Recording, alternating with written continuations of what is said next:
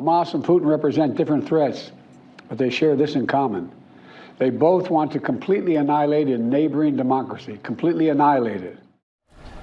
That was President Biden in a rare primetime address from the Oval Office. The president highlighting common threads between the wars in Israel and Ukraine and calling on Congress to approve new foreign aid for both countries. But the president's plea comes as Congress is frozen in dysfunction as the House hits its 17th day without a speaker.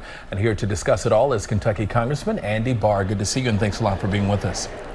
Good to see you, DeMarco. How are you? Good. Thank you. Let's talk about the president's foreign aid package. It reportedly costs over $100 billion. $60 billion would go to Ukraine, $14 billion to Israel, and it also includes another $14 billion in border security. The question is, will you support it? I'm looking at it, and I'm certainly interested in supporting both Ukraine and the people of Israel to repel invaders and to defeat terrorism and authoritarian regimes that threaten those democracies. But what I want to see is not just money and not just a supplemental appropriations package that deviates from our debt limit agreement earlier this summer, but policy changes. The reason why we have an invasion of Ukraine, the reason why we have an attack, an unprovoked attack on our key ally in Israel, is weakness from this administration. We had an administration that pulled out of Afghanistan, removed deterrence, refused to look at the intelligence, and failed to deter invasion by Russia into Ukraine. And then in the case of Ukraine, they spent the large part of the first 2.5 years of their administration chasing sanctions relief, giving the mullahs in Tehran more financing to embolden Hamas, this terror proxy group, to invade and attack innocent civilians and children and the elderly and take 203 hostages in Israel. Weakness invites aggression, and that is the ultimate solution. So yes, Congress will be there to support additional support for our friends and allies, but we need a change in policy. We need a return to maximum pressure on Iran, and we need deterrence so that we don't see this from Putin, from Hamas, or from Beijing. We're clearly at a moment that needs immediate action. I think both Republicans and Democrats can agree on that, but the House right now is effectively paralyzed. So I'm curious, do you see any path forward right now to get a speaker elected? Well, I supported Kevin McCarthy, I supported Steve Scalise, and now I'm supporting Jim Jordan. Unity is our advantage, and division is what creates the dysfunction.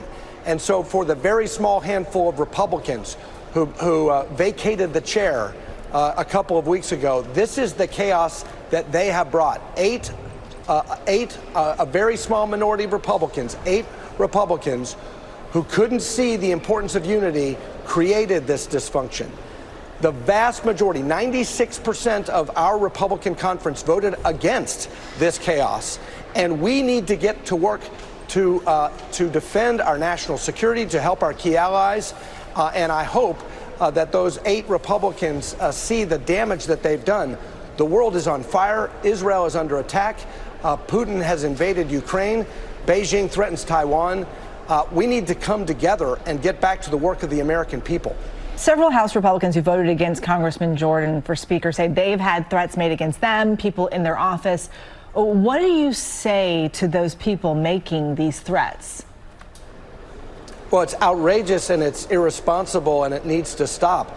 Look, these Republicans are not the problem. The Republican Party needs to come together and stop a circling firing squad. And we need to focus our attention on maximizing our leverage so that we can get a conservative result. We need to recognize that our advantage in advancing the conservative policies that we all want is unity. And when we fight each other, we're not accomplishing the conservative objectives of border security, of deterrence, of terrorism, of reducing spending, of fiscal responsibility. Those objectives are stalled when we fight each other. And so my call is to end this senseless circling firing squad, get on the same page, and maximize our leverage to provide a meaningful check and balance to this administration. All right, Congressman, we're out of time, but we thank you so much for yours, and please come back again. Good to see you. Good to see you. Thank you. All right. Well, Well, hey there, GMA fans. Robin Roberts here. Thanks for checking out our YouTube channel. Lots of great stuff here. So go on, click the subscribe button right over here to get more of awesome videos and content from GMA every day, anytime. We thank you for watching, and we'll see you in the morning on GMA.